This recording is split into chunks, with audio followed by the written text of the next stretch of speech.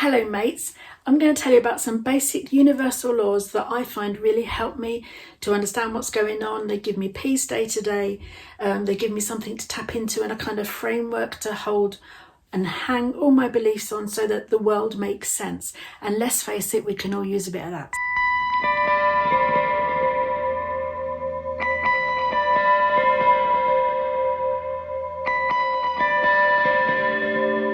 This is what I understand.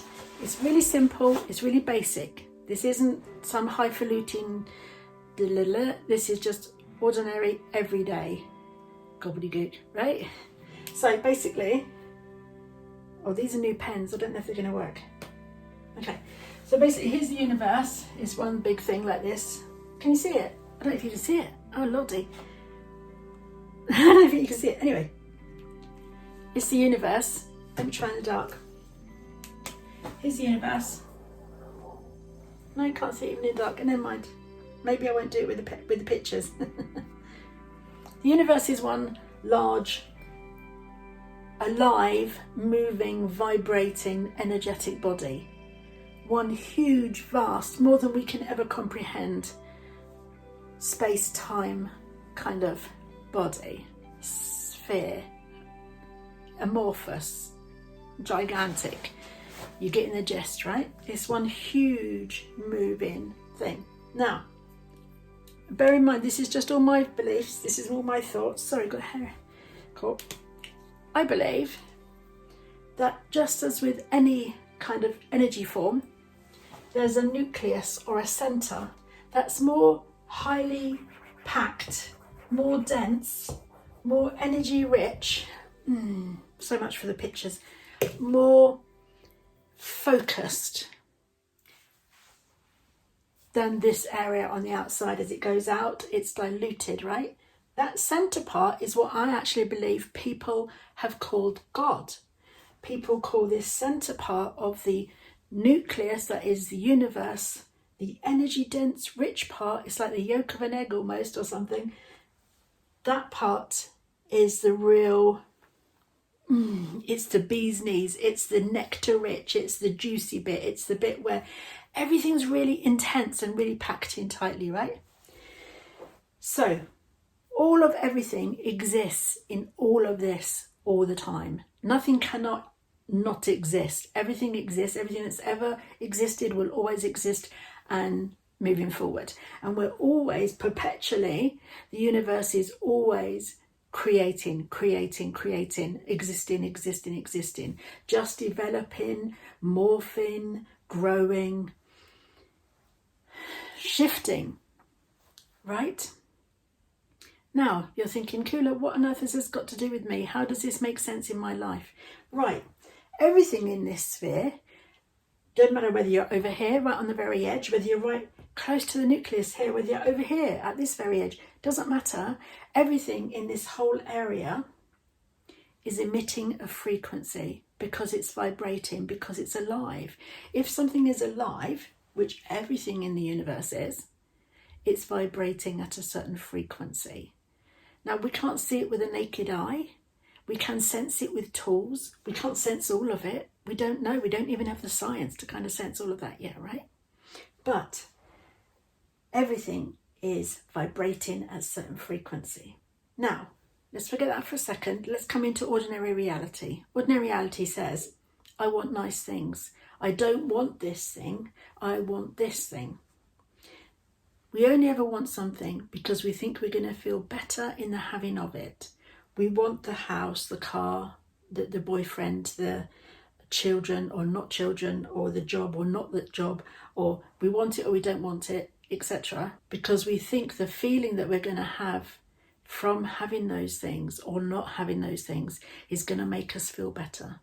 All we're ever really striving for as a race, as a person, mostly, I mean, there are some people that are really altruistic and saints, but generally, ordinary people, the reason we ever want something, we want to draw it close to us or push it away from us, as Buddhists believe, is that we're seeking to feel better. That feeling better is the frequency that we're after. The feeling good frequency is what we're after.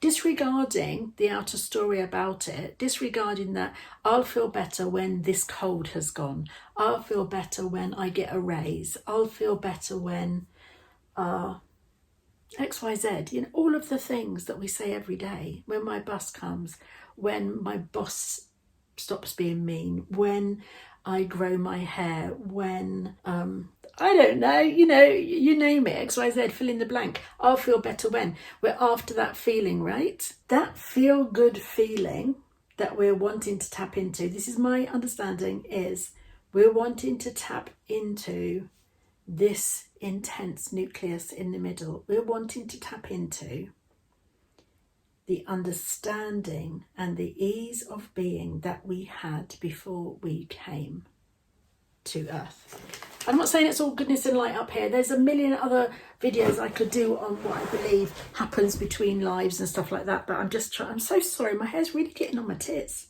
It's in my fringe. It's not going out. Anyway, there's all sorts of videos about all of that, right? But basically, we're after that good feeling, which is, I believe, the place we were before we came. Right, now we're going to marry the two together. One, all of this is emitting a frequency. All frequencies exist within this space, what we would call the good and the bad, right? Two, we are seeking the good frequency by trying to dictate and determine our circumstances, which we basically can't to a big degree. But what we can do is get ourselves in alignment with the good feeling frequency. So disregarding our external circumstances, disregarding how things look in a very physical, practical, everyday sense, we can decide and choose to get into the good feeling frequency, which will tap us directly into this energetic zone. Okay? All the zones exist. We can tap into any of them at any time. We want to tap into the good, juicy bit. We want to tap into the bit that feels good, right? Now, the whole point in being here is that it doesn't always feel good. Otherwise, we could just have stayed there. But we didn't. We chose to come incarnate into the body. So we've chosen to experience some of the not good feeling thoughts. And my understanding is the reason I've chosen that is because I want to remember to choose the good ones. I want to deliberately choose to align myself with the things that feel good. Now, if, for example, we've equated as a species feeling good, having ease, having joy, peace, love, all of those lovely things that we aspire to and everybody wants in their lives. I don't know a soul that doesn't want all those things. Do you? Everybody, when they're on their deathbed, all they ever say is that they wanted to be happy. I wish I'd have chosen more fun. Nobody wishes they'd chosen to work more or to be more of a bitch to somebody, you know. Everybody says, I wish I'd have said I loved you. I wish I'd have played more. I wish I'd have learnt to paint. I wish I'd have carried on with the violin, right? Those sorts of things. So most people are looking to tap into the good stuff, and every day we get the opportunity to tap into the good stuff. And the miracle of the universe is, and the miracle of all of this is, that purely by tapping into those good things, those good feeling thoughts, disregarding the outer circumstances, I mean, if you've got them, great, go for it. But disregarding that, those outer circumstances that you believe as a person, it's very personal to you, but it's also as a species, like as a culture that you've created. The things that you understand as a culture generally make people happy will then become more easily for you to line up with, and therefore become more easily your reality, because you're in the vibration of them. Because we've already decided as an English woman in the south of the UK that being able to not worry about my groceries equals happy, right? And if I decide happy anyway, the circumstances that I believe would have made those things possible fall into alignment because I'm in vibrational equivalent to them. Does that make sense to you? Please let me know if it doesn't make sense, and I'll try and, gosh, 10 minutes already. Okay, I'll try and explain more with another video or in the comments. But so the homework is, the idea is, not even the homework, but like everything is available to us at any time, and we need to choose what we want to be vibrationally attracted to in order for it to become a reality in our lives. We're choosing it every moment of every day. We're always manifesting and creating, and we can really, really choose. There's other stories about other things and why certain things happen, and I can talk about those in other videos. Give me a shout if you want any more information. All right. I'm sorry none of the pictures worked, but there you go. I had to do it while I had time. Okay, have a beautiful and blessed day. Choose your joy, choose your peace, and know that your voice matters. Okay, ciao.